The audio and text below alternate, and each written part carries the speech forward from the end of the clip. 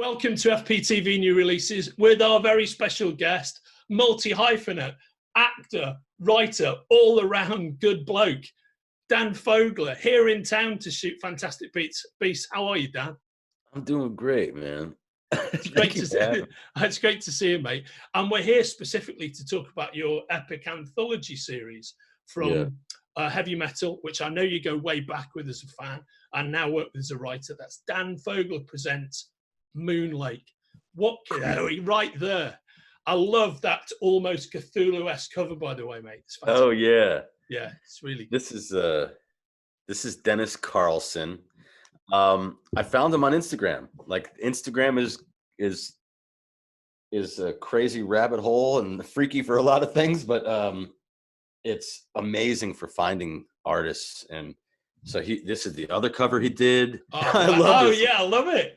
I love the references. Brilliant. American Gothic there. Yeah. I love that. I love the look on the. It's great. I mean, he's really caught the references there as well. What can you tell us about the? Tell it. Yeah, so this is the light. Okay, this is the new cover. This is his other cover that he did for me. So when I went over to heavy metal. Okay, let me tell you something about Heavy Metal magazine. I said in previously that it was the first comic book magazine that I picked up off the shelf. So it had a huge impression on me. I was like 10. Okay, I was like just learning to read and enjoy reading, and I went into my brother's room and he had his comic books laid out on the shelf, all standing up there, and it was sticking out, because it was oversized. So I was like, "Ooh, what's that?" And oh my God, it introduced me to many, many lovely things. One of them being Simon Beasley, who I worked with on Brooklyn Gladiator. Amazing talent, huge bloke. Yes, a giant man. Yeah. And it got into my head, especially the movie, Heavy Metal, the movie, which I loved growing up. We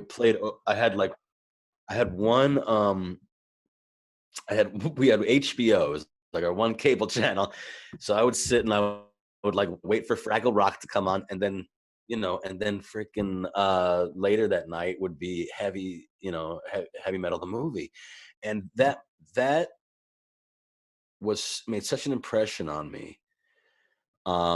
Because I felt like I owned it somehow, because I knew all the voices because of SCTV. I was like, holy shit, that's John Candy. I was like, oh my God.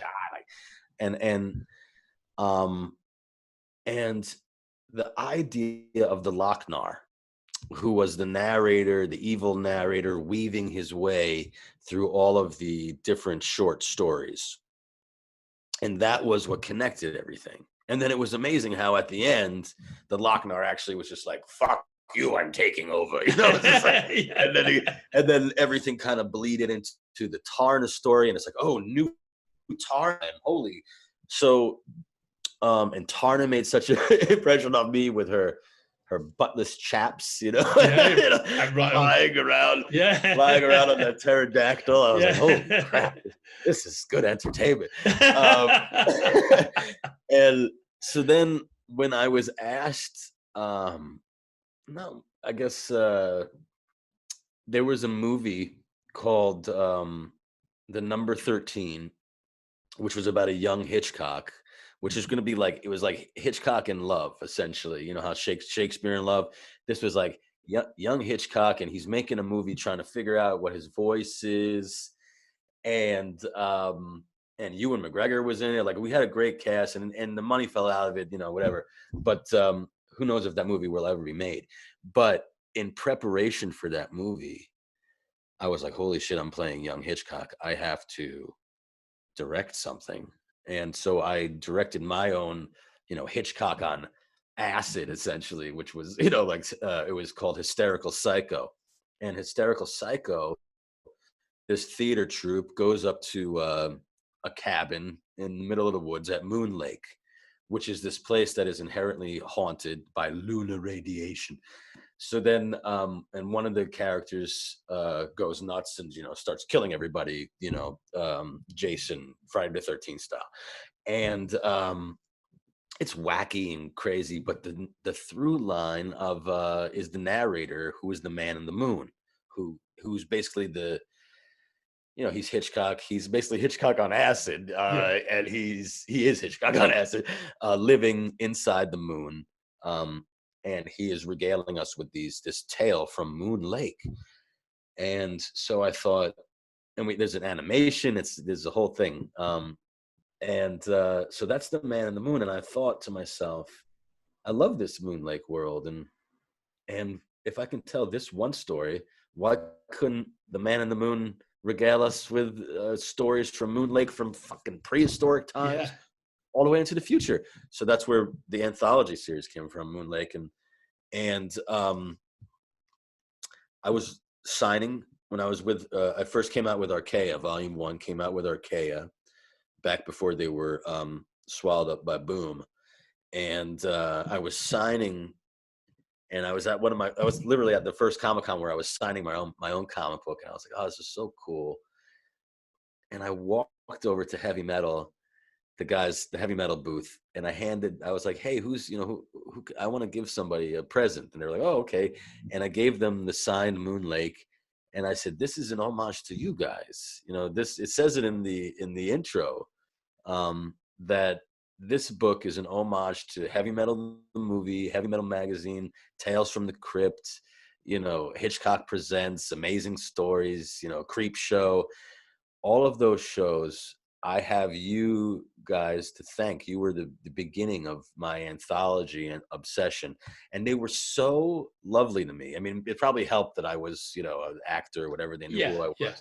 But ever since then, whether I had a comic book or not to hawk, or I was in a movie or not, if I was at a Comic-Con and I needed a place to squat, it was always at Heavy Metal. They always let me come. They opened their doors to me. And I started out by doing, if I was just doing little stories in their magazine for the rest of my life, I would be so happy. Yeah. I would be like, holy shit, I wrote in Heavy Metal magazine. I can't believe it. So I started doing little stories like that. And then we did a bigger thing with Megadeth. We did this gigantic Rattlehead series with Megadeth, and I worked with Andy Bellinger, who was a great artist. I was like, holy shit, this is fucking epic. You guys should check that out. And I was like, wow, this is really cool. Heavy Metal is really, helping me branch out. And then when I guess the infrastructure changed to Heavy Metal, they reached out to me, Matt Medney, who has been collecting all of these amazing artists, said, hey, what else you got? And then I was like, well, Moon Lake is almost Heavy Metal. Brooklyn Gladiator is basically like, I got Simon Beasley. I mean, it's basically, a Heavy Metal homage in itself, and the dystopian sci-fi world. It could be, could have been birthed out of the magazine. And Fishkill's a prequel to it. And he just said yes. And I was just like, what? So here I am with 3 titles out. They're doing great. The distribution is kind of slow. And because it's so, and I apologize to people, but it's slowly coming out.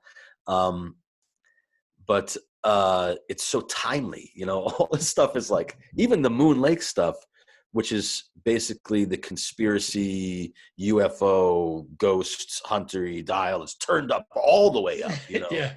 They just found water on the moon, and it's like, they found water on the moon. whatever, you believe about the moon.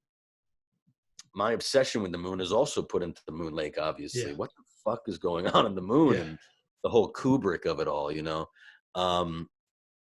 So that's all in Moon Lake too, if you like that kind of stuff.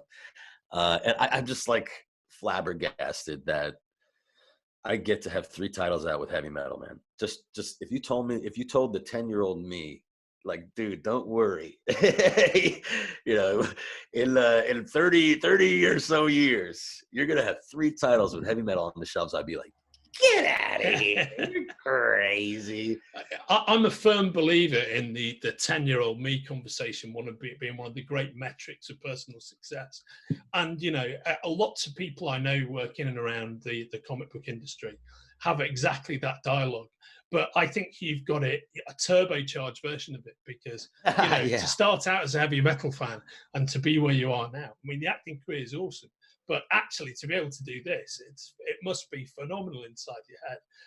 And you know, the fact that, you know, you're writing these kind of prophetic books just at the point where Western society is beginning to totally collapse and the climate is falling in on itself, you know, that's a really interesting time to be doing it.